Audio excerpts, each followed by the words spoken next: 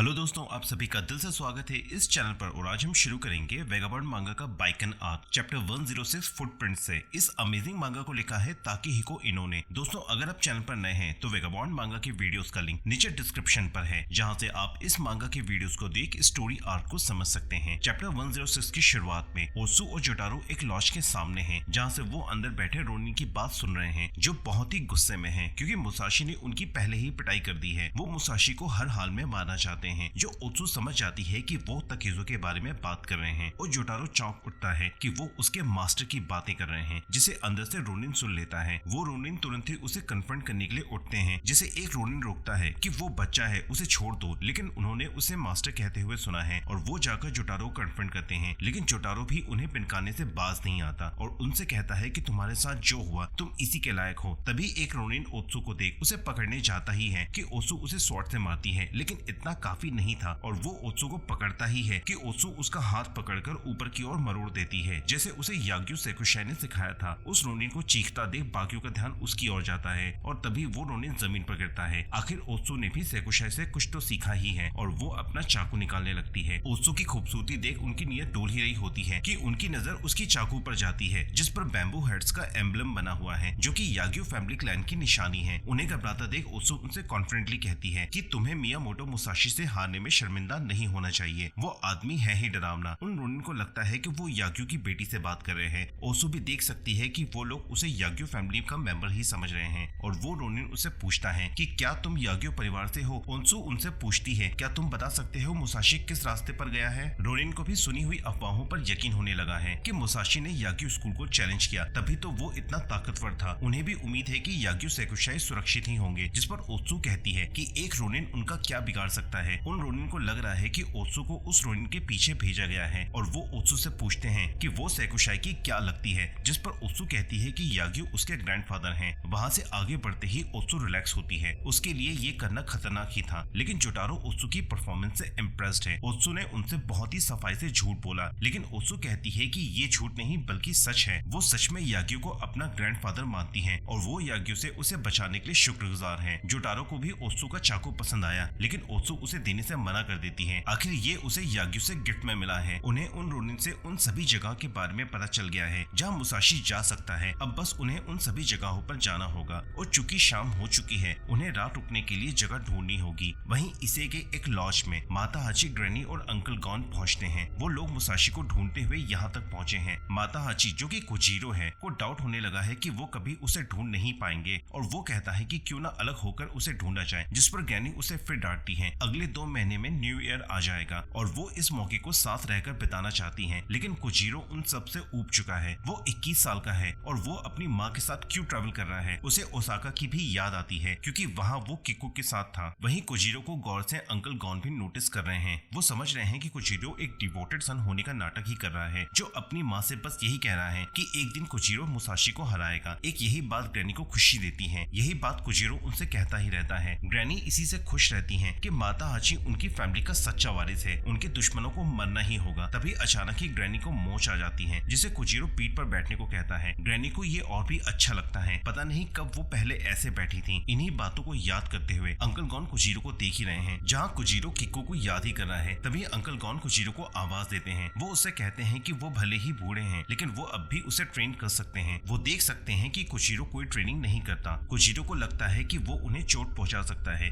जिस पर ग्रैनी भी उसका सपोर्ट करती है। कोजीरो फिर कहता है कि वो खुद को नहीं रोकेगा, फिर भले ही ये ट्रेनिंग हो। अंकल गॉन को समझ नहीं आया कि कब उसका रेपुटेशन इतना महान हो गया। वो देख सकते हैं कोजीरो जरा भी नहीं बदला। फिर ये सब कैसे हुआ। ग्रैनी भी अंधी हो गई हैं, उन्हें कोजीरो में कमियां नहीं दिखती। अंकल गॉन को समझ नहीं आया कि वो कब सासाकी कोजीरो बन गया। कोजीरो उल्टा उन पर ही चीख पड़ता है। लोगों में अफवाह है कि सासाकी कोजीरो एक राइजिंग ड्रैगन है, उसे तो ताकतवर होना चाहिए। उसी सासाकी कोजीरो जैसी कोई भी बात माता हाची में नहीं है। इवन ग्रैनी को भी ये दिख नहीं रहा है वो कैसे एक खतरनाक योद्धा हो सकता है, वो भी बिना ट्रेनिंग के। ग्रैनी को ये सब बर्दाश्त नहीं होता और वो भी अंकल गॉन पर भड़क जाती हैं। माता हाची भी अपना भांडा फूटता देख वहाँ से भाग जाता है। वो इन सब के साथ और डील नहीं कर सकता। उसे लगता है कि वो हमेशा माता हाची ही रहेगा। अगर वो उनके साथ यूं ही रहा तो वो खुद को सासाकी कोजीरो की कह रहा है, जो वहाँ और कोई भी सुन लेता है। कोजीरो देखता है कि वो भागते भागते काफी दूर आ चुका है, शायद वो खो गया है और वीरान जंगल में रहना उसके लिए खतरनाक हो सकता है। वहीं जंगल में कोई और भी है जिसे कोजीरो छुपकर देख ही रहा होता है और वो लड़की देखने में किसी योद्धा की ही तरह दिख रही है कि उसे भी एहसास होता है कि कोई उसे देख रहा है और कोजीरो घबरा कर छुप जाता है। वो देखता है कि वो लड़की जा चुकी है। कोजीरो को लगा जैसे उसने किसी लड़की को देखा, लेकिन वो तो वहाँ है ही नहीं, शायद भूत होगा कहकर लौट ही रहा होता है कि तभी वो एक समुराई को देखता है। इस रोनिन का नाम शुजीरो है, जिससे कोजीरो की मुलाकात ओसाका में पहले हो चुकी है। उसने भी कोजीरो से दोबारा भेंट एक्सपेक्ट नहीं किया था। वो खुद भी ओसाका में कोजीरो से डिसअपॉइंटेड ही रहा है कि कैसे उसने उन्हें धक्का देकर वहाँ से भाग गया था और कोजीरो उसे याद करते ही सहम जाता है। शुजीरो उसे याद दिलाता है कि वो कौन है। शुजीरो को लगता है कि वो दोनों एक ही अपोनेंट के लिए बढ़ रहे हैं, जिसका नाम टोराजीरो द स्लो काऊ है, जो मास्टर है चेन और सिकल का। शायद कोजीरो भी टोराजीरो के साथ मैच चाह रहा है। कोजीरो इसे मौका देख कहता है कि वो इसीलिए यहाँ पर है। ये देख शुजीरो का शक यकीन में बदल जाता है। वो कहता है कि जिस टोराजीरो की वो बात कर रहा है वो उसके पार्टनर का ही नाम है, बल्कि मास्टर ऑफ चेन और सिकल का नाम शिशिरो बाइकेन है। अब कोजीरो का झूठ भी पकड़ा गया है। शुजीरो अब समझ गया है कि वो एक बहरूपिया है और वो उसे तलवार निकालने को कहता है। वहीं जंगल के दूसरे हिस्से में एक समुराई भी गुजर रहा है। उसे बताया जाता है कि इस जगह पर काफी स्वॉर्ड्समैन रहे हैं। काफी समय पहले इसी को टोमोनोरी रूल कर रहा था, जो खुद भी एक मास्टर स्वॉर्ड्समैन था, जिसने ग्रेट बोकुडेन से शिक्षा ली। योशिका कैंपो और याग्यू सैकुशाई भी इरोको इरा के महान मार्शल आर्टिस्ट रहे हैं। वहीं ईस्टर रीजन में कामिजुमी और बाकुडेन सुप्रीम मास्टर स्वॉर्ड्समैन रहे हैं। बाकुडेन का बेटा उतना टैलेंटेड नहीं था, इसलिए उनका सीक्रेट टेक्निक आगे पास नहीं हो सका और उनके ही होमलैंड में बाकुडेन स्टाइल नहीं बढ़ा। लेकिन टोमोनोरी बाकुडेन स्टाइल का मास्टर बन गया और इसे में ये स्टाइल चल पड़ी। उनकी ही तरह और भी स्वॉर्ड्समैन इस एरिया में हैं। ये सभी बातें ध्यान से वो समुराई सुन रहा है। गाइड भी उस समुराई को ध्यान से देख रहा है। उसके कपड़े मैले हैं, टोपी भी ऐसी की कोई पहनना भी ना चाहे। ऊपर से बाल इतने बिखरे जिसे कभी धोया ही नहीं गया है। रंग इतना काला कि कहा ही नहीं जा सकता कि ये धूप से है या धूल से। उस गाइड को अब तो चिंता होने लगी है कि उसे उसके पैसे मिलेंगे भी या नहीं। और वो लोग अपनी मंजिल उजी विलेज, जो कि ओनोगो में है, पहुंच जाते हैं। गाइड के पूछने पर समुराई कहता है कि क्या तुमने चेन और सिकल के बारे में सुना है? और ये सुनते ही गाइड भी घबरा जाता है और यहाँ पता चलता है कि ये मियामोटो मुसाशी है, जो चेन और सिकल के मास्टर से ही मिलने आया है। मुसाशी के सामने दो पहाड़ हैं जो इतने ऊंचे हैं कि उसे उनका शिखर दिख ही नहीं रहा है। वो पहाड़ जैसे कि याग्यू है उसके लिए, और मुसाशी की धड़कनें बढ़ने लगती हैं। मुसाशी किसी तरह उस पर चढ़ने लगता है और ये उसके लिए मुश्किल होता जा रहा है। उसके नीचे गहरी खाई है जहाँ उसके पैरों का फिसलना उसे मौत के दरवाजे तक ले जा सकती है। फिर भी वो हार ना मानते हुए किसी तरह ऊपर की ओर चढ़ता ही जा रहा है। वो खुद से ही पूछता है कि वो आखिर ऐसा कर क्यों रहा है। उसे याद आता है कि उसके सफर के दौरान वो एक स्कूल पर गया था। मुसाशी उनकी स्वॉर्ड्समैनशिप देखना चाहता था। उन्हें नहीं मालूम था कि वो किससे खेल रहे हैं और मुसाशी ने उनके चैलेंज के लिए अपनी स्वॉर्ड निकाल ली थी। मुसाशी को अंदाजा था, इसलिए उसने अपनी तलवार वहीं गाड़ दी थी। वो उनसे सिर्फ तलवार के मयान से ही लड़ना चाह रहा था। किसी को भी यकीन नहीं था कि वो ऐसा कर सकता है। ये तो बेवकूफी थी। और कुछ ही देर की लड़ाई के बाद वो सभी वहाँ मरे पड़े थे। तब लोगों ने जाना कि ये मियामोटो मुसाशी है, एक एक्स्ट्रा ऑर्डिनरी स्वॉर्ड्समैन। मुसाशी का सफर उसे ताकाकुरा स्कूल भी ले गया, जहाँ खुद ताकाकुरा सोबे ताकाकुरा स्टाइल के मास्टर हैं। उन्हें भी कॉन्फिडेंस था कि वो मुसाशी को हरा सकते हैं, इसलिए उन्होंने मुसाशी को पीछे हटने को कहा। लेकिन मुसाशी कहाँ हार मानने वालों में से था। उसने वही किया, अपनी स्वॉर्ड जमीन पर गाड़ दी। सिर्फ मयान से ही उन्हें चैलेंज किया। ताकाकुरा के डिसिपल को लगा कि मुसाशी उनकी इंसल्ट कर रहा है, लेकिन ताकाकुरा को ऐसा नहीं लगा और कुछ देर बाद वो भी उनके डिसिपल के साथ अपनी हार स्वीकार कर ली। इसके बाद मुसाशी का सामना एक और जबरदस्त योद्धा से हुआ। वो समुराई तो काफी एक्साइटेड था, लेकिन मुसाशी पूरी तरह उस पर ही फोकस था और कुछ देर बाद वो समुराई भी खून में सना हुआ था, जो उसकी हार दर्शा रही थी। और मुसाशी फिर से अपने सफर पर था। वो एक नदी किनारे खुद को साफ कर रहा था, इस बात से बेखबर कि उस समुराई का डिसिपल अपने मास्टर का खून का बदला लेने के लिए तैयार है। और उसके मुसाशी पर हमला करते ही मुसाशी ने उसे दबोच लिया। वो उन्हें बस हार मानकर पीछे हटने का मौका दे रहा था, जो उन्होंने भी किया। मुसाशी के लिए उन स्टाइल को समझना मुश्किल होने लगा है। आखिर धरती पर और कितने रियल वॉरियर हैं, और इसी सोच में गुम गलती से उसका पैर खड़ी कील पर पड़ता है। ये मुसाशी के लिए भी थोड़ा मुश्किल है और वो तुरंत ही जड़ी बूटियां कूट उन्हें पैर पर लगा लेता है, लेकिन पैरों का सूजना खतरनाक हो सकता है। अब मुसाशी खुद को ही कोस रहा है। वो कील तो वहाँ पड़ी हुई थी, उसने उसे नोटिस क्यों नहीं किया? अगर उसने नोटिस नहीं किया तब भी उसने उस पर पैर क्यों रखा? ये उसके डिस्ट्रैक्शन की वजह से ही हुआ। अगर उसका खुद पर पूरा कंट्रोल होता तो वो कील उसे नुकसान नहीं पहुंचा सकती थी। उस घाव के साथ मुसाशी को भी चलना मुश्किल होता जा रहा है। उसे ताकवान की बात याद आती है, सब कुछ देखो पूरी तरह से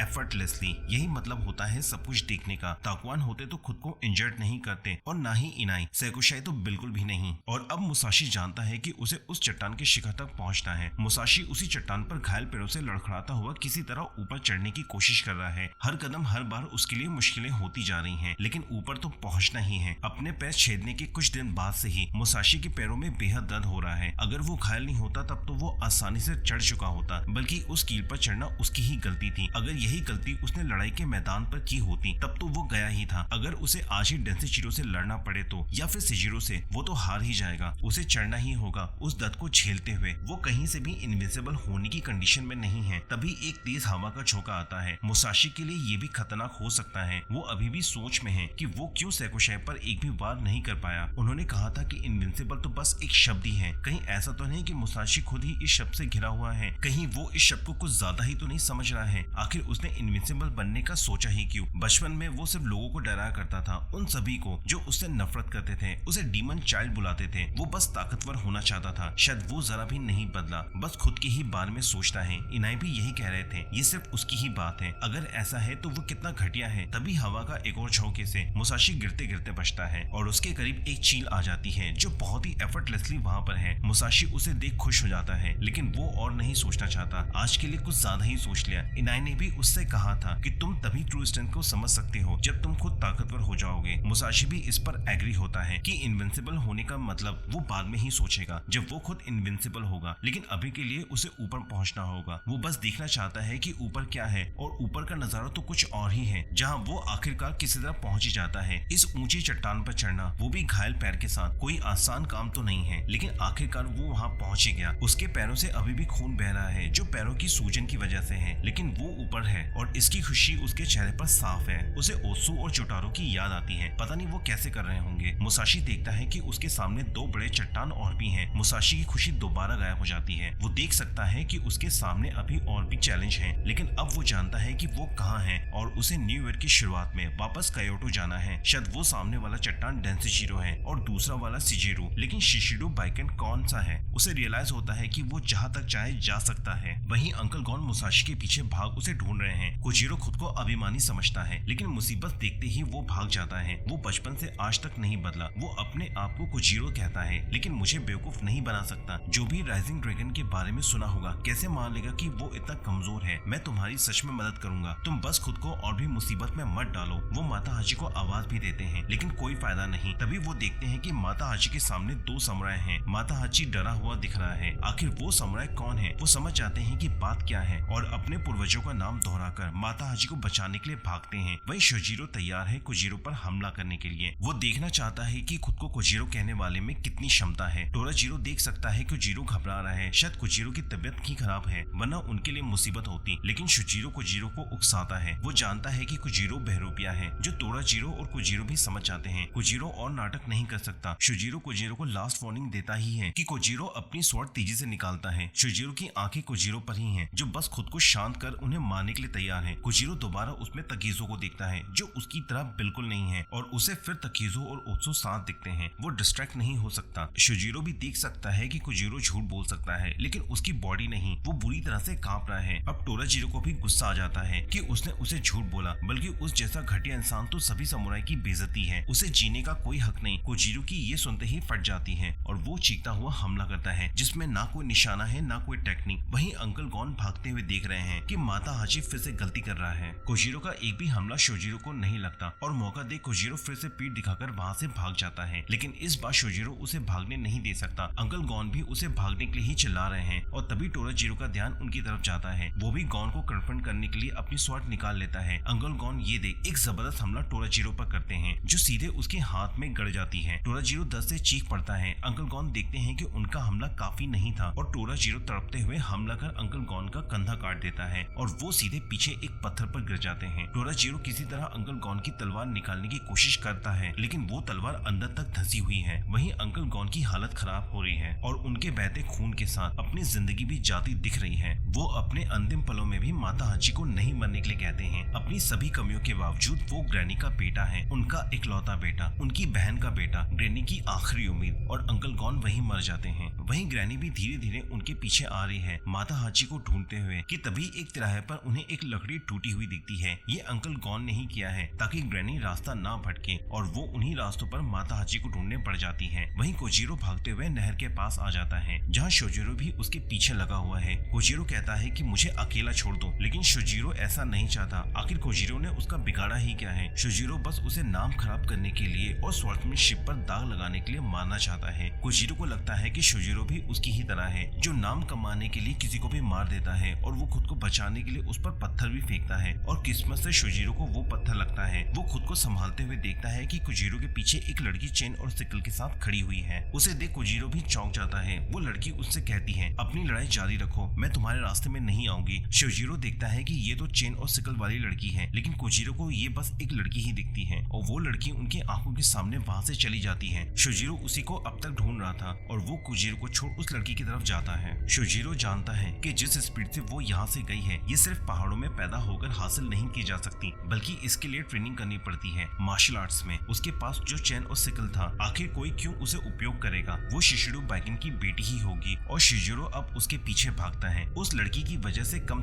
कोजीरो की जान तो बच गई और वो इसे याद कर वहाँ से भाग जाता है, इससे पहले कि शोजीरो का मन बदल जाए। वहीं जंगल में अंकल गॉन की लाश पर अब कौवे भी आ गए हैं, लेकिन टोराजीरो अभी भी बचा हुआ है। वो अभी अपनी मौत का इंतजार कर रहा है, जैसे कि कौवे उसकी मौत का। तभी वहाँ एक आदमी आ जाता है जिसके हाथ में एक सिकल है। वो उसे मदद मांगता है, कहता है कि तुम देखने में ताकतवर लग रहे हो, तुम्हारा नाम क्या है? मैं अपने गाँव से निकला नाम कमाने के लिए, कम से कम मुझे एक ताकतवर से मरने तो दो, ताकि जब मैं दूसरी दुनिया में अपनी माँ से मिलूं तो मैं शर्मिंदा ना रहूं। वो आदमी अपना नाम शिशिडो बाइकन बताता है। टोराजीरो को उससे यही उम्मीद थी और बाइकन उसे वहीं एक वॉरियर की मौत देता है, जो उसकी लाश को देख बस यही कहता है कि दूसरी दुनिया जैसी कोई जगह नहीं होती। वहीं जंगल के दूसरी तरफ कोजीरो जान बचाकर भाग रहा होता है कि उसे तकेजो की याद आती है और तभी कोजीरो लड़खड़ाकर मुंह के बल गिरता है। वो खुद को ही कोस रहा है। वो हमेशा से ही मुसीबत आने पर भाग जाता है, जैसे कि कोई कायर हो। ये ऐसा ही है, वो कायर ही है, जैसे कि तकेजो है। इसमें कोई शर्म नहीं। लोगों ने उसके कायर होने पर हमेशा ही उसे घटिया, बहरूपिया यही कहा। उनकी कही बातें उसे भी चुपती हैं। अब उसकी आंखों में भी आग है और वो डिसाइड करता है कि वो अपना मजाक और नहीं बनने देगा। वो शोजीरो को दिखाकर ही रहेगा कि वो भी रोनिन है, जिसका कोई पोस्ट नहीं है, बल्कि इस जमीन पर घुमक्कड़ है। और वो कोजीरो की स्क्रॉल वहीं फेंक देता है। वो दोबारा तकेजो को याद करता है कि वो उसे दिखाकर ही रहेगा और यहाँ पर ये वीडियो खत्म होती है। दोस्तों, हमने चैप्टर 106 से 111 कवर किया है। ये वीडियो आपको कैसी लगी मुझे कमेंट सेक्शन में बताएं। अगर वीडियो पसंद आए तो लाइक करें, चैनल पर नए हैं तो चैनल को सब्सक्राइब करें। मिलते हैं अगले वीडियो में, तब तक के लिए गुड बाय।